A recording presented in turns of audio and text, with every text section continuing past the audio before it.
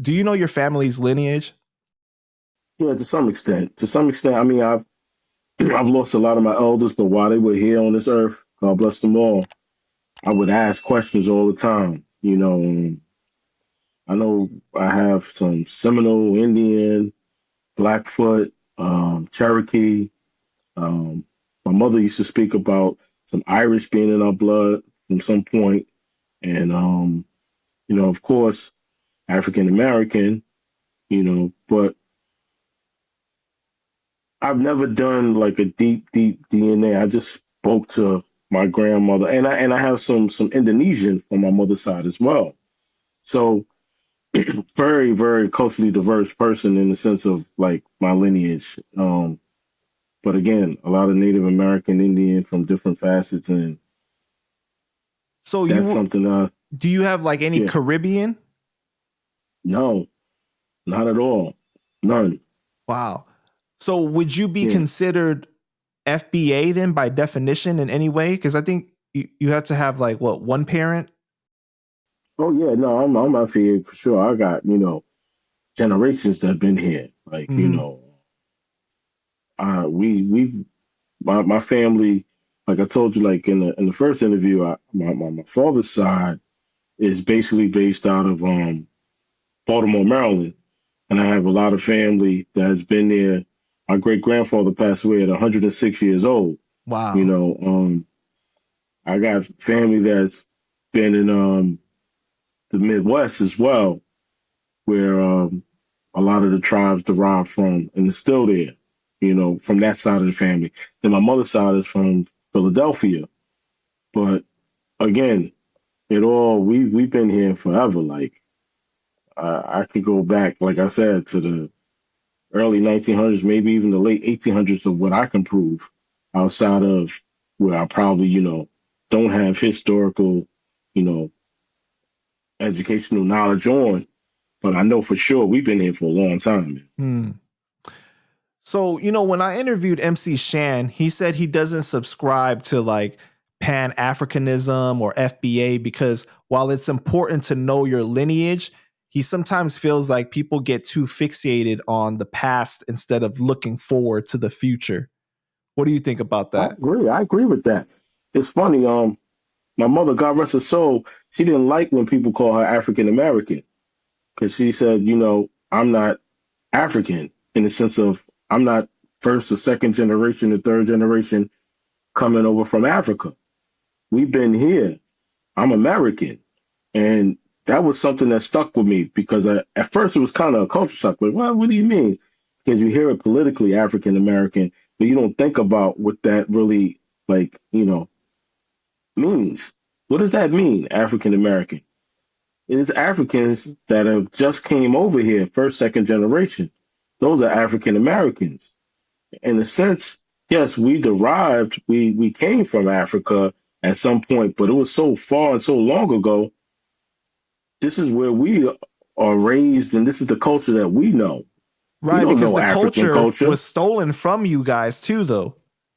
So You we had know, to create whatever culture while we were here. My generational foundational people came here and had to reassess who we are and deal with whatever we had to deal with. So a lot of religions that came from Africa, so on and so forth, that had to be cultivated in a different way now that they were here in America.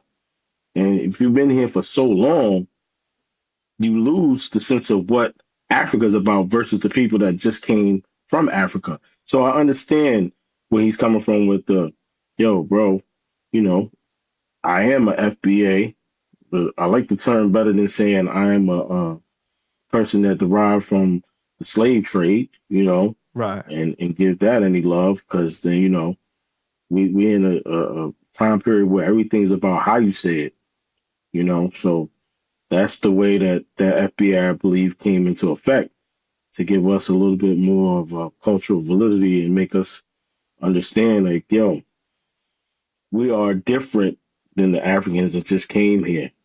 Our brothers that came from Africa that have just been here for 30, 40 years, they still got cultural history from that country. We've been here for 100, 200, 300 years. It's different. Right. And also it's like the you know, a lot of people say that black is a American thing. You know what I Yeah, mean? Because like, you know, a lot of times Africans they feel a certain way towards black people too. Like there's discrimination there too. for sure, for sure. I've seen that. Yeah, you know, again, because we come from different cultures. Hmm. The American culture is different than the African culture. And, you know, we come from different everything. The way that the food was cultivated there, the way that we grew up here. Like, you know, I was just talking to a brother, one of my brother I love, you know, my god brother, and like, yo, you know, I never ate chitlins growing up. My grandmother used to make chitlins, and I hated the way it smelled. It stunk the whole house up, and that wasn't something that I was into. My sister, my sister would eat some chitlins. She'd take some hot sauce and kill those chitlins, but that wasn't something I was into. Now that's a Southern black thing. That's not something that Africans are, you know, big on.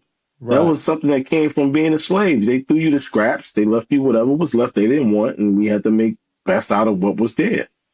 You know, pig feet, hog mugs, all these things are from the slave, you know, movement of what was left for the slaves to eat, and they made this amazing meal. But now here I am. I'm not eating no chitlins. I'm not eating no hog mugs, bro. I'm not eating no pig feet. I'm sorry to my southern brothers. I salute you, but I ain't doing it. Right. That's not my thing, you know. Yo, but it's crazy how creative black people, you know, that forced black people to be, right? And that Yeah, creativity went on for generations to like you just got to figure out how to move, how to make things happen, right? With what you have, make do with what you have. yeah, yeah. And they made the best out of it. And hey, And I who mean, can make but culturally fried though, chicken is right? one of the biggest things in the world, right? Like Right. That's what I'm Koreans right saying. now. Culturally, the South, all those foods came from black people pretty much then, if you want to say, right? And it's popularized to even white people love it. Everybody loves it, you know? So Yeah, because they was cooking it and feeding it to the slave owners. They were making their meals. right. You know, the best cornbread, the best. You know, come on, man. So yeah, we put people in some of the worst situations, and they come out doing some of the, you know, best things that the earth has ever seen. That's like taking a piece of coal and cultivating it into a diamond, man. That pressure, put that pressure on it, it's gonna come out. It's gonna be something. Here we are.